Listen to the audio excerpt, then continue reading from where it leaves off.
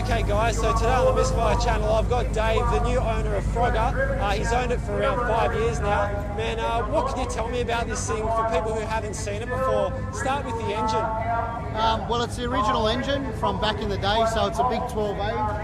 I bought the car about 5 years ago, powder coated everything black, did a couple of minor mods, changed the computer in it, little bits and pieces. Haven't really done much with it in 4 years, but just recently in the last 3 months took it to George, the guys at PAC, and wanted more power. So we've gone and put a T51R on it, Series 6 inlet with 2000cc injectors, the whole big popper, I think it's called, the radiator, intercooler setup, and oil cooler, fan shroud. So we've given it everything it needs to make more power, which it has. It made just over, well, 520 all up, so we'll just say 500.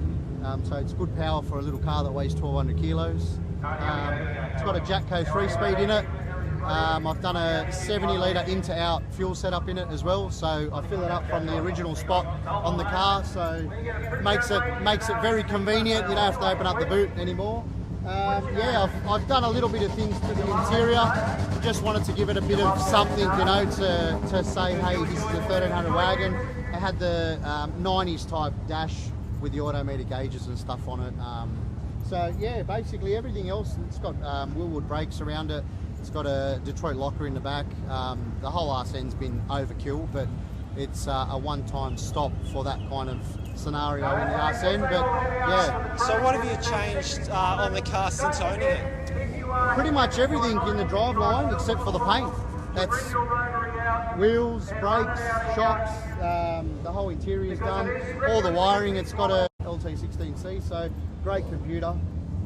The whole car's been rewired. Everything that was in it before was just pretty much pulled out, and let's go with what today's technology is. It's a great car. I loved it. I loved it from back in the day when I was at high school. I used to have a picture of this on my folder. Man, the opportunity came to buy it and I jumped on it straight away, and I haven't looked back. And you know what? It's a great investment. It's a really one of a kind, and I love the fact that so many people share.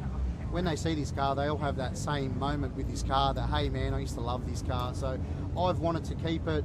I've thought about painting it and, you know, changing the plates and all that, but at the end of the day, it's always going to be Frogger. So I'm going to keep it like that, and it is what it is. That's how it's going to stay. So how often do people ask to buy it off you? All the time, man. I get people that, hey man, would you sell it? And I'm like, nah, or you got a price on it. You know what? There is no price on it. I love it too much. You know, someone might come up one day and offer a ridiculous price, but you know, you wouldn't build it again for that. With everything today, all the advanced in all the motor work and everything, you're paying big dollars. So to build this car to this level again today, man, it'd be well over 150. So you know what? No one's going to come unless they're a freak for it. No one's going to give me that kind of money. So you know what? It's going to stay with me till I die, I reckon. Give it to my kids or something. Yeah. It's got the Microtech dash in it as well. It's got the e-boost. I've kept the old original radio and all that in it. Put a console just to give it a bit of character. You know, it's I used to love the cars with the aluminium dash, automated gauges and all that. But that was 90s. Like now, everyone's making an old car with the new technology. You know. George is putting power windows in all the RX3s now.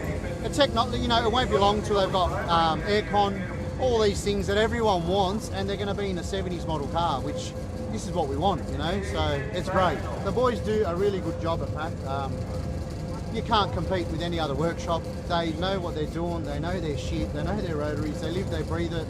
And you know what, every time I go there and spend money there, I always come out with a big smile on my face because I just love their work, mate. It's like art, you know. He's got a real good touch to what he does with cars, so. You've knocked the nail clean on the head, man, because, you know, I've got King R1, and you've just summed it up in a nutshell. Yeah. Well, that car's just as old as this in the sense of when it came out. And, man, every time I see that thing, like your car was there a while ago, wasn't it? I remember seeing him to go. I seen that car around, and you know what? I hadn't seen it for so long, and it brought back so many memories for me too, because it was like, well, I can't believe it's still going around, and it still looks the same. So they've gone up in value as a standard shell. If you can get a rust bucket, you're paying ridiculous prices. Like people pay up to 15 grand for a rust bucket for one of these, and there's just so much time and effort that goes in them. And you know what? It's a labour. Like if you can't do it yourself, you'll pay for someone to do it, but they'll do an amazing job and build it right once. So thanks for watching. watching Frogger on the Misfire channel. Smash the subscribe button now.